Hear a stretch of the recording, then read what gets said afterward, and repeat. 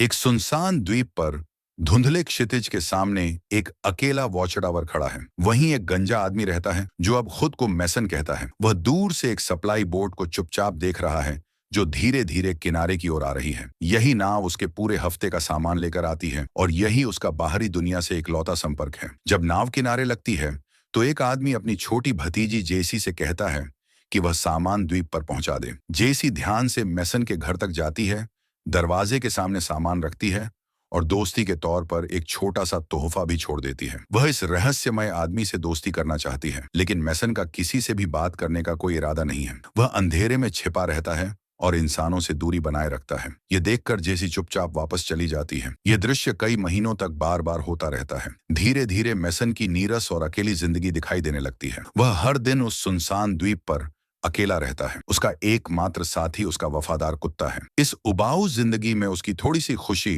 सिर्फ शतरंज खेलने में है, जिससे वह थोड़ी देर के लिए अपने दुख और बीते हुए दर्द को भूल पाता है। कई महीने बीत जाते हैं। फिर एक दिन जेसी फिर से सामान लेकर आती है। इस बार वह चुप नहीं रहती। वह जोर से मैसन को आवाज लगाती है। मजबूर होकर मैसन बाहर आता है और पूछता है कि उसे क्या चाहिए। तभी जेसी अपने दिल की बात कह देती है। वह बताती है कि वह हर बार उसके लिए तोहफा छोड़ती रही, लेकिन मैसन ने कभी जवाब नहीं दिया, न ही उसे देखा। यह सुनकर मैसन बेरुखी से कह देता है कि आज के बाद उसे आने की जरूरत नहीं है। उसकी कठोर बातें सुनकर जेसी खुद को रोक नहीं पाती और पूछती है कि वह इतना बुरा व्यवहार क्यों कर रहा है, लेकिन मैसन कोई जवाब नहीं देता। वह बस दरवाजा जोर से बंद कर देता है। दुखी होकर जेसी अपने चाचा की नाव की ओर लौट जाती है, लेकिन उसी समय अचानक एक जोरदार तूफान आ जाता है। तेज हवा चलने लगती है और ऊंची ऊंची लहरें उठती हैं। समुद्र बेकाबू हो जाता है। इस अफरा तफरी में जेसी को ले जा रही छोटी नाव लहरों से पलट जाती है। जेसी पानी में संघर्ष करती है और धीरे धीरे घूमते हुए पानी में डूबने लगती है। घर के अंदर से मेसन ये सब खिड़की से देख लेता है। वह एक पल भी नहीं रुकता, तुरंत बाहर दौड़ता है, अपनी नाव में कूदता है और सीधे तूफान के बीच चला जाता है। तेज बारिश और हवा के बीच मेसन पानी में छलांग लगाता है। वह अपनी जान की परवाह किए बिना बड़ी लहरों से लड़ते हुए जेसी की ओर तैरता है। जब वह जेसी तक पहुंचता है तो उसे यह देखकर झटका लगता है कि उसका चाचा वहां नहीं है। तेज बहाव में डूबकर उसकी मौत हो चुकी होती है। दुख मनाने का समय नहीं होता। मैसन पूरी ताकत से जेसी को नाव पर खींच लेता है। वह घबराकर जेसी को बचाने की कोशिश करता है, बार बार उसकी छाती दबाता है और मुंह से सांस देकर उसे जिंदा करने की कोशिश करता है। कुछ सेकंड की सांस रोक देने वाली घबराहट के बाद जेसी जोर से खांसती है, पानी बाहर निकालती है और धीरे धीरे होश में आ जाती है। मैसन तुरंत जेसी को द्वीप वाले घर ले जाता है। उसकी हालत देखने पर उसे पता चलता है कि जेसी की टांग पर गहरे जख्म हैं। हालात संभालने के बाद मैसन को वह कड़वी सच्चाई बतानी पड़ती है कि उसका चाचा जिंदा नहीं बच पाया। यह खबर जेसी के लिए किसी बड़े सदमे जैसी होती है। वह अचानक हुए इस भारी नुकसान से टूट जाती है और जोर जोर से रोने लगती है। अगली सुबह मैसन फिर से जेसी की टांग के जख्म को देखता है और समझ जाता है कि चोट उसकी सोच से ज्यादा गंभीर है। वह ध्यान से जख्म साफ करता है, पट्टी बांधता है और अपनी पूरी कोशिश से इलाज करता है। इलाज के दौरान जेसी बताती है कि उसके चाचा के अलावा दुनिया में उसका कोई और नहीं था। वे दोनों एक दूसरे के सहारे ही जी रहे थे। यह बात मैसन को हैरान नहीं करती, क्योंकि जेसी का चाचा उसका पुराना दोस्त था। वे दोनों नौसेना में साथ सेवा कर चुके थे और कई बार साथ में मौत का सामना कर चुके थे। सच बताने के बाद मैसन घर से बाहर निकलता है ताकि अपने रोज के काम कर सके। वह जेसी को उस सुनसान द्वीप के बीच बने घर में अकेला छोड़ देता है। मैसन के जाने के बाद जेसी घर में इधर उधर देखती है और उसे एक चाकू मिल जाता है। वह उसे चुपचाप अपने पास रख लेती है ताकि अगर कुछ बुरा हो तो अपनी रक्षा कर सके। उस रात मैसन अचानक जेसी की चीख सुनकर जाग जाता है। जेसी को बुरा सपना आया होता है। मैसन उसे शांत करने के लिए पास जाता है, लेकिन डर के कारण जेसी घबराकर अचानक चाकू निकाल लेती है और उसे मैसन की तरफ तान देती है। मैसन न तो डरता है और न ही गुस्सा करता है। वह शांत आवाज में उससे बात करता है और धीरे धीरे उसे समझाता है। थोड़ी देर बाद जेसी का डर कम हो जाता है और वह खुद को संभाल लेती है। डर खत्म होने पर मैसन उसे सही तरीके से चाकू पकड़ना सिखाता है और जरूरत पड़ने पर खुद की रक्षा कैसे करनी है यह भी बताता है। इससे साफ हो जाता है कि बाहर से सख्त दिखने वाला मैसन अंदर से जेसी की सुरक्षा की सच में परवाह करता है। दिन बीतते जाते हैं और मैसन धीरे धीरे जेसी का ध्यान अपनी बेटी की तरह रखने लगता है। वह उसके खाने पीने और सोने का पूरा ख्याल रखता है और यह सुनिश्चित करता है कि जेसी हमेशा सुरक्षित रहे। जेसी भी धीरे धीरे द्वीप की इस नई जिंदगी में ढलने लगती है। वह मैसन के कुत्ते से दोस्ती कर लेती है और घंटों उसके साथ खेलती रहती है। ये सब देखकर मैसन के दिल में बहुत समय बाद एक सादा सा सुकून और खुशी महसूस होती है। कुछ समय बाद जेसी को पता चलता है कि मैसन ने कुत्ते का कोई नाम नहीं रखा है। वह खुशी खुशी उसका नाम टॉमी रख देती है। यह छोटा लेकिन प्यारा नाम मैसन को भी अच्छा लगता है और वह इसका विरोध नहीं करता। मैसन को यह जानकर भी हैरानी होती है कि जेसी शतरंज खेलना जानती है और उसकी खेल की समझ सच में उसे प्रभावित करती है। लेकिन यह छोटी सी खुशी ज्यादा देर नहीं टिकती। एक हफ्ते बाद जब मैसन फिर से जेसी की टांग के जख्म को देखता है तो उसे पता चलता है कि सूजन बिल्कुल कम नहीं हुई है। वह समझ जाता है कि उसका अस्थायी इलाज काफी नहीं है। जेसी को दवाइयों और सही इलाज की जरूरत है। अब कोई और रास्ता नहीं बचता। मैसन फैसला करता है कि उसे द्वीप छोड़ना ही पड़ेगा। वह नाव से पास के शहर की ओर जाता है ताकि जेसी के लिए दवाइयां ला सके। मुख्य जमीन पर दुकान में मेसन हमेशा अपनी टोपी नीचे खींचे रखता है ताकि उसका चेहरा छिपा रहे। वह जानबूझकर सुरक्षा कैमरों से बचता है। यह आदत उसके अंदर बहुत गहराई से बैठी हुई है। उसका हर कदम सतर्क और छुपकर होता है ताकि वह कोई निशान न छोड़े। इसी दौरान समुद्र के उस पार ब्रिटिश सरकार की एक बड़ी और तनाव भरी सुनवाई में MI6 के पूर्व निदेशक मैनीफोर्ड से सांसद खड़े सवाल पूछ रहे होते हैं। ये पूछताछ एक बेहद गोपनीय कार्यक्रम EVA को लेकर होती है जिसे मैनीफोर्ड ने बनाया था। यह सिस्टम पूरी दुनिया में गैर कानूनी तरीके से फोन कॉल्स की निगरानी करता था और सीधे MI6 को खुफिया जानकारी देता था। यह लाखों लोगों की निजता का गंभीर उल्लंघन था। इतने बड़े आरोपों के बावजूद मैनीफोर्ड अपने फैसले को सही ठहराता है। वह दावा करता है कि प्रोजेक्ट EVA ने कई आतंकवादी हमलों को रोका और बहुत सी मासूम जानें बचाईं, लेकिन अदालत उसकी दलील नहीं मानती और उस कार्यक्रम को तुरंत बंद करने का आदेश देती है। सुनवाई खत्म होते ही मैनीफोर्ड तुरंत प्रधानमंत्री से मिलने जाता है। प्रधानमंत्री अच्छी तरह समझता है कि प्रोजेक्ट EVA कितना जरूरी और ताकतवर है, लेकिन आने वाले चुनावों की वजह से वह इस बदनाम कार्यक्रम का खुलकर समर्थन नहीं कर सकता। प्रधानमंत्री साफ साफ मैनीफोर्ड से कहता है कि उसे कुछ समय के लिए चुप रहना होगा, कम से कम चुनाव खत्म होने तक। बदले में यह तय होता है कि प्रोजेक्ट EVA थोड़े समय तक चुपचाप चलता रहेगा, लेकिन शर्त यह होती है कि मैनीफोर्ड सबकी नजरों से दूर हो जाएगा और मैसन की पहचान में वापस चला जाएगा। दूसरी ओर मैसन खरीदारी करते समय जेसी के लिए नए कपड़े भी ले लेता है। दुकान से निकलते समय वह अनजाने में कुछ मशहूर लोगों के पीछे से गुजर जाता है जो वीडियो बना रहे होते हैं। मैसन को जरा भी अंदाजा नहीं होता कि वह वीडियो MI6 के सिस्टम द्वारा पकड़ लिया गया है। कुछ ही पलों में सिस्टम मैसन के चेहरे को स्कैन करता है और तुरंत चेतावनी जारी कर देता है। ये जानकारी सीधे MI6 की नई डायरेक्टर रोबर्टा तक पहुंच जाती है। फाइल खोलते ही रोबर्टा को पता चलता है कि मैसन एक अंतर्राष्ट्रीय आतंकवादी है जो कई खूंखार बम धमाकों के पीछे रहा है। बिना एक पल गंवाए रोबर्टा अपने अफसरों को आदेश देती है कि किसी भी कीमत पर मैसन को पकड़ा जाए। अगली सुबह मैसन जेसी की टांग के जख्म का इलाज पूरा करता है और सावधानी से पट्टी बांधता है। वहीं जेसी नए कपड़ों को लेकर बहुत खुश होती है। कई उदास दिनों के बाद उसके चेहरे पर एक प्यारी सी मुस्कान दिखाई देती है। रात को दोनों साथ बैठकर खाना खाते हैं। माहौल शांत लगता है, लेकिन एक अनुभवी सैनिक होने के कारण मैसन को बाहर से आ रही अजीब आवाजें सुनाई देती हैं। वह खिड़की से देखता है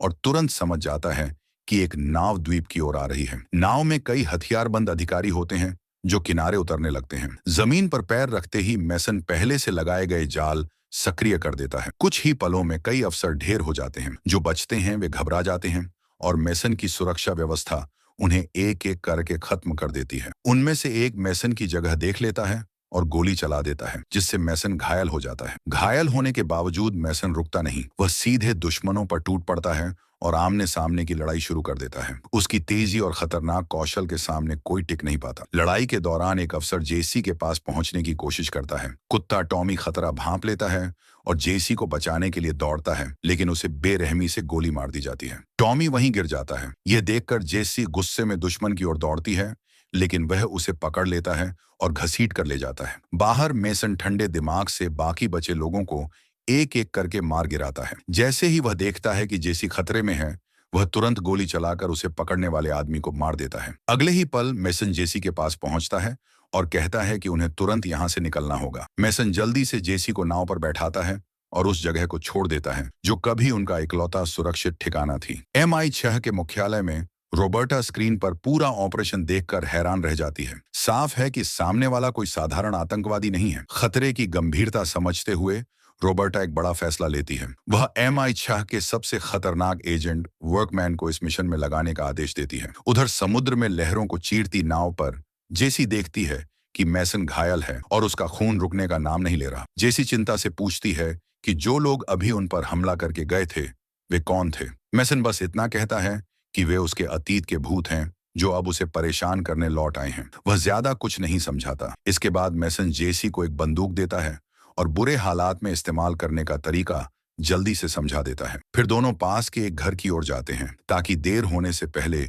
उसके जख्म का इलाज करने के लिए दवाइयां मिल सकें। दुर्भाग्य से जब मैसन चुपचाप उस घर में घुसकर प्राथमिक इलाज का सामान ढूंढ रहा होता है तो एक छोटा लड़का उसे देख लेता है। कुछ ही सेकंड में लड़के का पिता आ जाता है और मैसन पर बंदूक तान देता है। माहौल बहुत तनावपूर्ण हो जाता है। उसी समय जेसी बाहर निकलती है और अपनी बंदूक उस आदमी की ओर तान देती है, जिससे वह आदमी पीछे हटने को मजबूर हो जाता है। लेकिन साफ है कि जेसी का कोई बुरा इरादा नहीं होता। वह आदमी से विनती करती है कि वह मैसन का इलाज कर दे। थोड़ी देर सोचने के बाद वह आदमी अनिच्छा से मान जाता है। इसी बीच MI6 में रोबर्टा की टीम का एक सदस्य एक चौंकाने वाली सच्चाई खोज निकालता है। EVA सिस्टम ने मैसन को जिस आतंकवादी की पहचान दी थी वह असल में उसकी नहीं थी। किसी ने जानबूझकर उसकी पहचान बदल दी थी। इतना ही नहीं, सिस्टम से मैसन की पूरी असली फाइल मिटा दी गई थी। साफ हो जाता है कि मैसन आतंकवादी नहीं है बल्कि कभी MI6 का एजेंट हुआ करता था। यह जानकर रॉबर्टा पूरी तरह हैरान रह जाती है। उसे सच्चाई जाननी होती है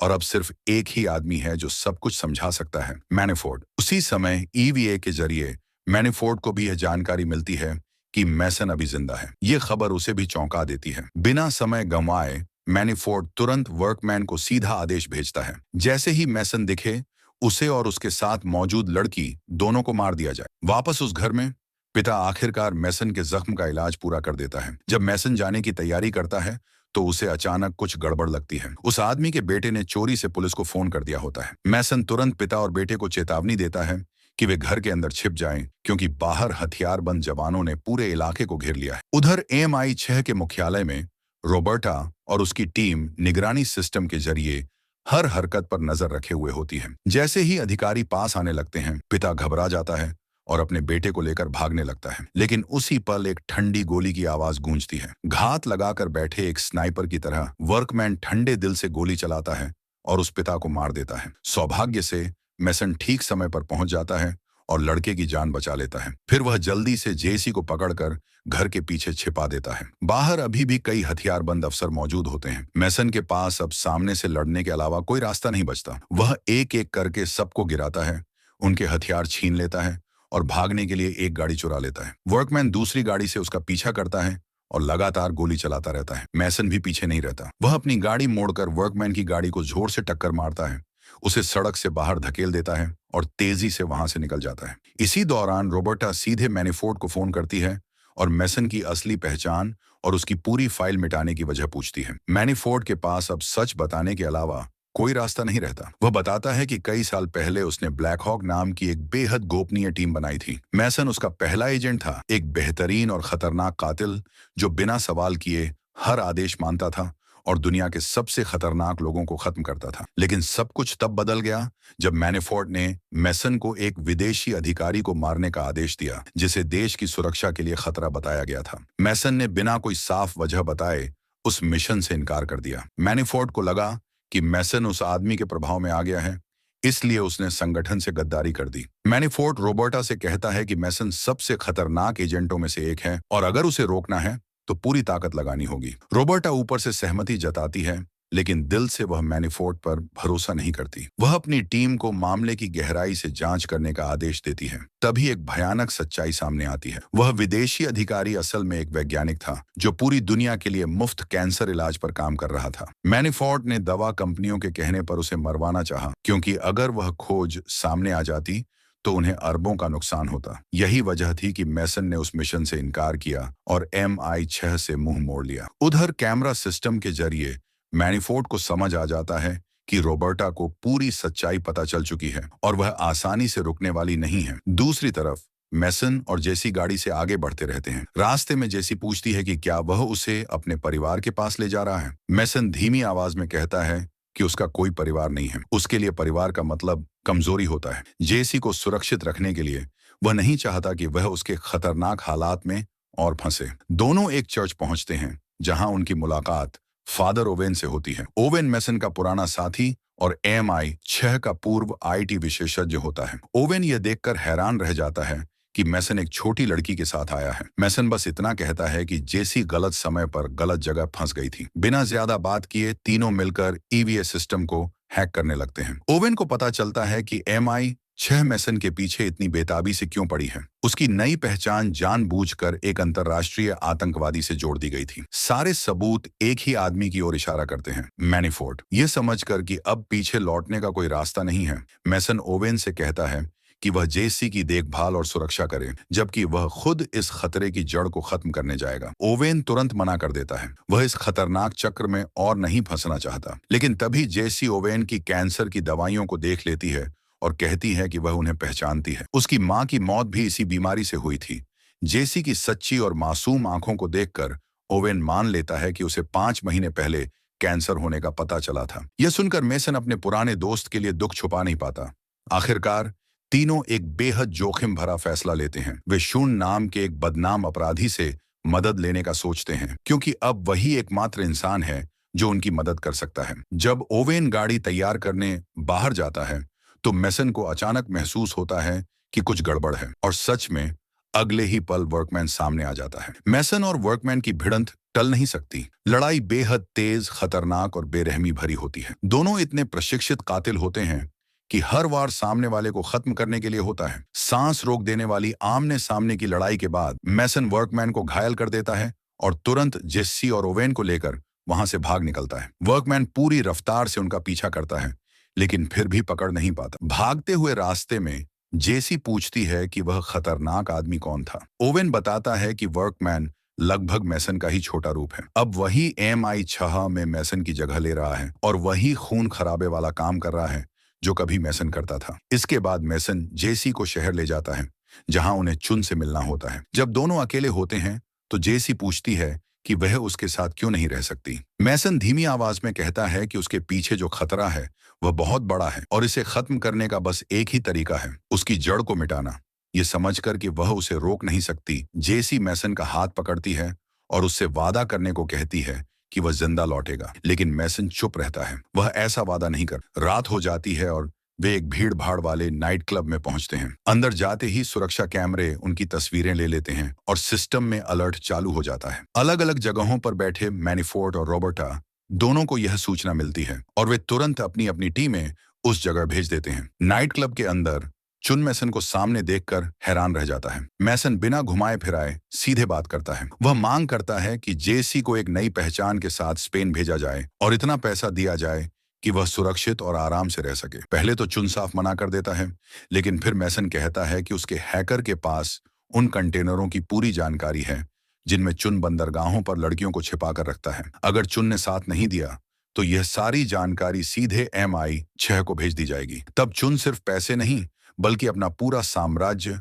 और जान भी खो देगा। यह सुनते ही चुन का चेहरा बदल जाता है। वह मेसन से थोड़ा समय मांगता है। इस दौरान जेसी अपना दर्द छुपा नहीं पाती। वह गुस्से और दुख में होती है क्योंकि मेसन उसे अकेले भेजना चाहता है। थोड़ी देर बाद चुन वापस आता है और एक नया पासपोर्ट और पैसों का ढेर देता है। वो बताता है कि उसने बंदरगाह पर एक संपर्क तैयार कर दिया है जो जेसी को सुरक्षित स्पेन पहुंचा देगा। लेकिन जैसे ही वे नाइट क्लब से बाहर निकलते हैं, मैनीफोर्ड और रॉबर्टा दोनों की टीमें एक साथ वहां धावा बोल देती हैं और पूरी इमारत को घेर लेती हैं। बिना देर किए मेसन खुद हमला कर देता है। वह तूफान की तरह चलता है, एक एक अफसर को ठंडे दिमाग से और सटीक तरीके से गिराता जाता है। कुछ ही समय में नाइट क्लब की जमीन लाशों से भर जाती है। न कोई हिचक, न कोई रहम। लेकिन भीषण लड़ाई के बीच एक अफसर अचानक जेसी को पकड़ लेता है और उसे घसीट कर बाहर ले जाता है। वह उसे एक काली वैन में डाल देता है। मेसन तुरंत ओवेन को फोन करता है। दूर से ओवेन फौरन सुरक्षा कैमरों को हैक करता है और मेसन को वैन की सही जगह बताता है। मेसन बाहर निकलता है और एक न रुकने वाली युद्ध मशीन की तरह आगे बढ़ता है। जो भी उसके रास्ते में आता है वह उसे गिराता जाता है। वह घबराई हुई जेसी को बचा लेता है। अब जेसी को समझ आ जाता है कि मेसन जिस खतरे की बात करता था वह कितना बड़ा था। दोनों फिर से भागते हैं, लेकिन वर्कमैन उन्हें देख लेता है और तुरंत पीछा शुरू कर देता है। पीछा तब जाकर खत्म होता है जब मेसन और जेसी बंदरगाह तक पहुंच जाते हैं। वहां चुन के लोग नाव के साथ उनका इंतजार कर रहे होते हैं। मेसन जेसी को भरोसा दिलाता है कि वह स्पेन में सुरक्षित रहेगी। भावुक होकर जेसी कहती है कि उसके चाचा के अलावा मेसन ही उसका अपना है। मेसन लड़की की आंखों में देखता है और वादा करता है कि उसे कुछ नहीं होगा। उसी पल अचानक गोली चलती है। मैसन तुरंत जेसी को नाव पर धक्का देता है। चुन के लोग फौरन नाव लेकर निकल जाते हैं और जेसी को उस मौत भरी जगह से दूर ले जाते हैं। मैसन मुड़कर देखता है तो वर्कमैन उसकी ओर आता हुआ दिखाई देता है। मैसन खुद आगे बढ़कर उसे आमने सामने की लड़ाई के लिए ललकारता है। न बंदूक न हथियार, दोनों बेहतरीन एजेंट एक भयानक और बेरहम लड़ाई में भिड़ जाते हैं। ये ब्लैक हॉक टीम के नंबर 1 और नंबर 2 एजेंटों की आखिरी टक्कर होती है। उम्र में बड़ा होने के बावजूद मैसन साबित कर देता है कि शेर हमेशा शेर ही रहता है। वह एक लोहे की पाइप उठाता है और एक ही वार में वर्कमैन की जिंदगी खत्म कर देता है। इसके बाद मैसन चुपचाप बंदरगाह से चला जाता है और अंधेरी रात में गायब हो जाता है। अगले दिन अपने निजी घर में मैनीफोर्ड देखता है कि उसके सारे अंगरक्षक मारे जा चुके हैं। वह तुरंत समझ जाता है कि यह काम मैसन ने किया है। अब मैनीफोर्ड मान लेता है कि मैसन कभी उसका सबसे बेहतरीन हथियार था, लेकिन उसे इस बात का अफसोस है कि अब वह उसके आदेश नहीं मानता। फिर भी मैनीफोर्ड कहता है कि अभी सब खत्म नहीं हुआ है। आज की दुनिया में पैसा सब कुछ नियंत्रित कर सकता है। वह मैसन को फिर से 7 काम करने का प्रस्ताव देता है ताकि AMI 6 को मिलकर अपने फायदे के लिए चलाया जा सके और आगे बड़े सौदे किए जा सकें। लेकिन मैसन को इसमें कोई दिलचस्पी नहीं होती। वह शांत आवाज में कहता है कि अगर उसे सिर्फ पैसों के लिए लोगों को मारना होता तो वह AMI 6 में आने के बजाय एक भाड़े का सैनिक बन जाता। उससे भी ज्यादा जरूरी बात यह है कि मैनीफोर्ड जैसे इंसान के साथ काम करना अपने ही मौत को बुलाने जैसा है। इतना कहकर मैसन ट्रिगर दबा देता है और वहीं मैनीफोर्ड को मार देता है। उसके भागते रहने और मौत से डरने के दिन यहीं खत्म हो जाते हैं। 1 महीने बाद स्पेन में जेसी एक छोटे से रेस्तरां में अकेली बैठी होती है। रॉबर्टा चुपचाप EVS सिस्टम के जरिए उस लड़की पर नजर रखे हुए होती है। उसे पूरा भरोसा होता है कि मैसन कभी भी जेसी को सच में अकेला नहीं छोड़ेगा और उसे एहसास होता है कि वह सही थी। बाहर मैसन चुपचाप जेसी के लिए एक तोहफा भेजता है। वह शतरंज की रानी क्वीन की मोहर होती है। इसके बाद वह संतुष्ट मुस्कान के साथ मुड़कर चला जाता है। रेस्तरां के अंदर जेसी को वह तोहफा मिलता है और वह तुरंत खुशी से मुस्कुरा देती है, यह जानकर कि मैसन अभी जिंदा है। यहीं आज की कहानी खत्म होती है। फिल्म देखने के लिए धन्यवाद। आपको यह फिल्म कैसी लगी नीचे कमेंट करके जरूर बताइए।